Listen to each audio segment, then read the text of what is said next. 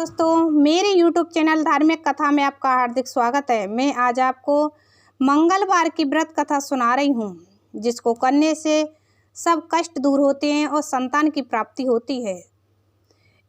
व्यास जी ने कहा, एक बार नैमिषारण्य तीर्थ में 80,000 मुनि एकत्र होकर प्राणों के ज्ञाता श्री सूत जी से कहने लगे, हे महामुने, आपने हमें अनेक प्राणों की कथाएं सुनाई हैं। अब कृपा करके हमें ऐसा व्रत और कथा बताएं जिसके करने से संतान की प्राप्ति हो तथा मनुष्यों के रोग, शोक, अग्नि, सर्व दुख आदि का भय दूर हो, क्योंकि कलयुग में सभी जीवों की आयु बहुत कम है। फिर इस पर उन्हें रोग, चिंता के कष्ट लगे रहेंगे, तो फिर वह श्री हरि के चरणों में अपना ध्यान कैसे लगा सकेंगे। श्री सूत जी बोले, हे मुनियों, आपने लोक कल्याण के लिए बहुत ही उत्तम बात पूछी है। एक बार युधिष्ठिर ने भगवान श्री कृष्ण से लोक कल्याण के लिए यही प्रश्न किया था। भगवान श्री कृष्ण और युधिष्ठिर का संवाद तुम्हारे सामने कहता हूँ, ध्यान देकर सुनो। एक समय पांडवों की सभा में श्री कृष्ण जी बैठे हुए थे। तब युधिष्ठिर ने भगवान श्री कृष्ण से प्रश्न किया, हे प्रभु नंद नंद गोविंद, आपने मेरे लिए अनेकों कथाएं सुनाई हैं। आज आप कृपा करके ऐसा व्रत कथा सुनाएं जिनके करने से मनुष्य को रोग, चिंता का भय समाप्त हो और उसको पुत्र की प्राप्ति हो। हे प्रभु, बिना पुत्र के जीवन व्यर्थ है। पुत्र के बिना मनुष्य नरकगामी होता है। पुत्र के बिना मनुष्य पितृ ऋण से छुटकारा नहीं पा सकता और ना ही उसका पुनग्न नामक नरक से उद्धार हो सकता है। अतः पुत्रदायक व्रत बतलाएं। श्री कृष्ण भगवान बोले, हे राजन, मैं एक प्राचीन इतिहास सुनाता हूँ, आप उसे ध्यान पूर्वक सुनो। कुंडलपुर नामक एक नगर था। उसमें नंदा नाम का एक ब्राह्मण रहता था।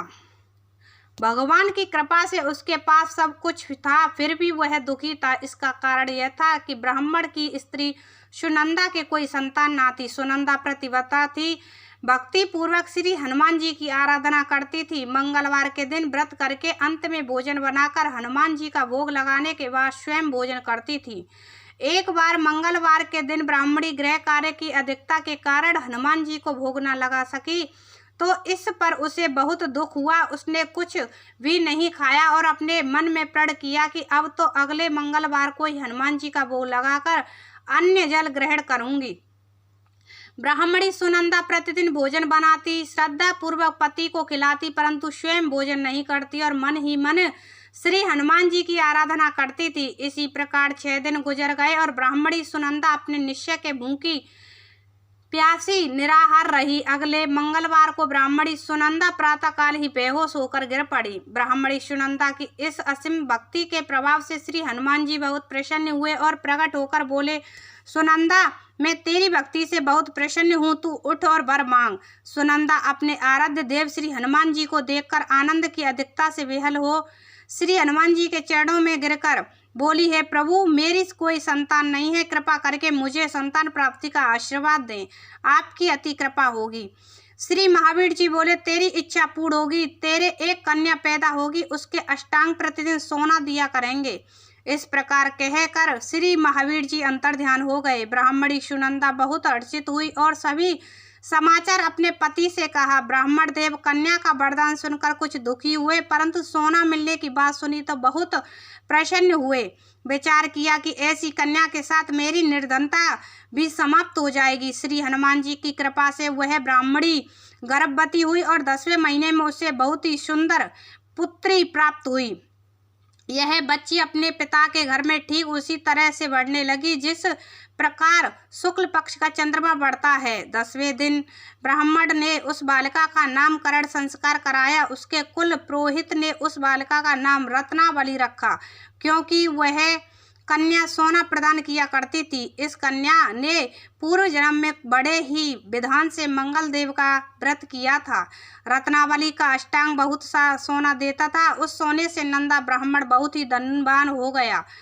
अब ब्राह्मणी भी बहुत अभिमान करने लगी थी। समय बीतता रहा। अब रत्नावली 10 वर्ष की हो चुकी थी।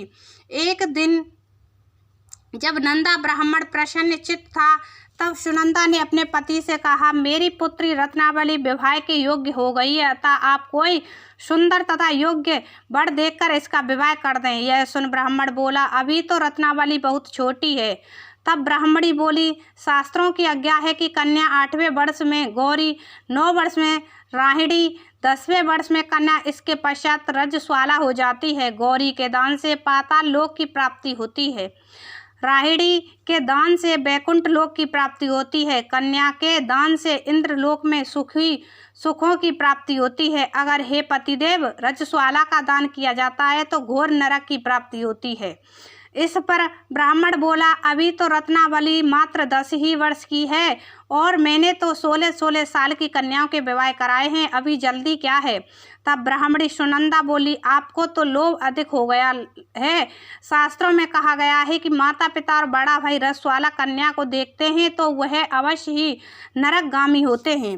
तब ब्राह्मण बोला, अच्छी बात है, कल मैं अवश्य ही योग्य वर की तलाश में अपना दूत भेजूंगा। दूसरे दिन ब्राह्मण ने अपने दूतों को बुलाया और आज्ञा दी कि जैसी सुंदर मेरी कन्या है वैसा ही सुंदर वर उसके लिए तलाश करो। दूत अपने स्वामी की आज्ञा पाकर निकल पड़ा। पंपई नगर में उसने एक सुंदर लड़के को देखा। यह बालक एक ब्राह्मण परिवार का बहुत गुणवान पुत्र था, इसका नाम सोमेश था। दूत ने उस सुंदर व गुणवान ब्राह्मण पुत्र के बारे में अपने स्वामी को पूर्ण विवरण दिया। ब्राह्मण नंदा को भी सोमेश्वर अच्छा लगा और फिर शुभ मुहूर्त में विधि पूर्वक कन्यादान करके ब्राह्मण ब्राह्मणी संतुष्ट हुए।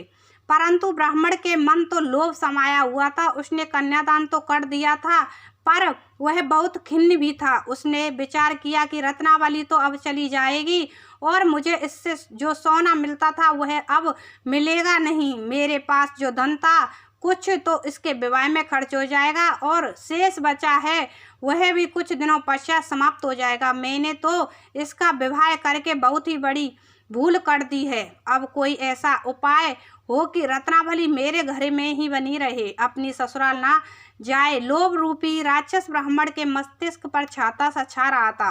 रात भर अपनी सैया पर बेचैनी से करवटें बदलते बदलते उसने एक बहुत ही क्रूर निर्णय लिया।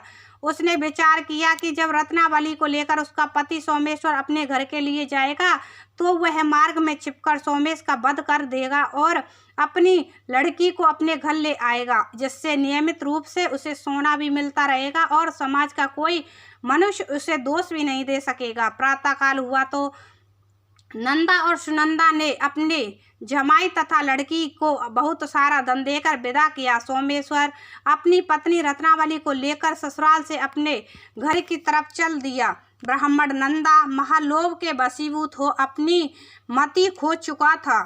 पाप पुण्य को उसे विचार न रहा था। अपने भयंकर व क्रूर निर्णय को कार्य रूप देने के लिए उसने अपने दूत को मार्ग में अपने जमाई का वध करने के लिए भेज दिया था, ताकि रत्नावली से प्राप्त होने वाला सोना उसे हमेशा मिलता रहे और वो कभी निर्धन ना हो। ब्राह्मण के दूत ने अपने स्वामी की आज्ञा का पालन करते हुए उसके जमाई सोमेश्वर का मार्ग में ही वध कर दिया। समाचार प्राप्त कर ब्राह्मण नंदा मार्ग में पहुंचा और रुदन करती अपनी पुत्री रत्नावली से बोला, हे पुत्री, मार्ग में लुटेरों ने तेरे पति का वध कर दिया था। भगवान की इच्छा के आगे किसी का कोई बस नहीं चलता। अब तू घर चल, वहाँ पर ही रहकर से जीवन व्यतीत करना। जो भाग्य में लिखा है वही होगा।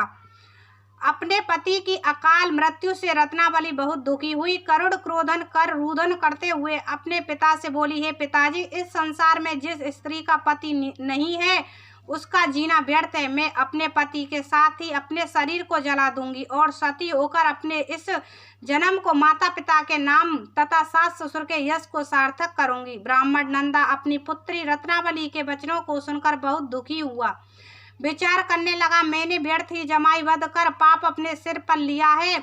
रत्नावली तो उसके पीछे अपने प्राण तक देने को तैयार है। मेरा तो दोनों तरफ से मरण हो गया, धन तो अब मिलेगा नहीं। जमाई वध के पाप के फल स्वरूप यम यातना भी भुगतनी पड़ेगी। यह सोचकर वह बहुत खिन्न हुआ। सोमेश्वर की चिता बनाई गई। रत्नावली सती होने की इच्छा से अपने पति का सिर अपनी गोद में रखकर चिता में बैठ गई। जैसे ही सोमेश्वर की चिता को अग्नि लगाई गई वैसे ही प्रसन्न हो मंगल देव वहां प्रकट हुए और बोले, हे रत्नावली, मैं तेरे पति भक्ति से बहुत प्रसन्न हूँ, तू वर मांग। रत्नावली ने अपने पति का जीवन दान मांगा। तब मंगल देव बोले, रत्नावली, तेरा पति अजर अमर है, यह महाविद्वान भी होगा और इसके अतिरिक्त तेरी जो इच्छा हो वर मांग। तब रत्नावली बोली, हे ग्रहों के स्वामी, यदि आप मुझ पर प्रसन्न हो तो मुझे यह वरदान दीजिए कि जो भी मनुष्य मंगलवार के दिन प्रातःकाल लाल पुष्प लाल चंदन से पूजा करके आपका स्मरण करे, उसको रोग व्याधि ना हो, स्वजनों का कभी वियोग ना हो, सर्प अग्नि तथा शत्रुओं का भय ना रहे।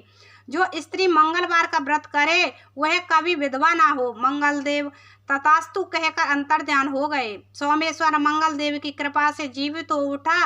रत्नावली अपने पति को पुनः प्राप्त कर बहुत प्रसन्न हुई और मंगलदेव का व्रत प्रत्येक मंगलवार को करके व्रतराज और मंगलदेव की कृपा से इस लोक में सुख ऐश्वर्य को भोगते हुए अंत में अपने पति के साथ स्वर्ग लोक को गई।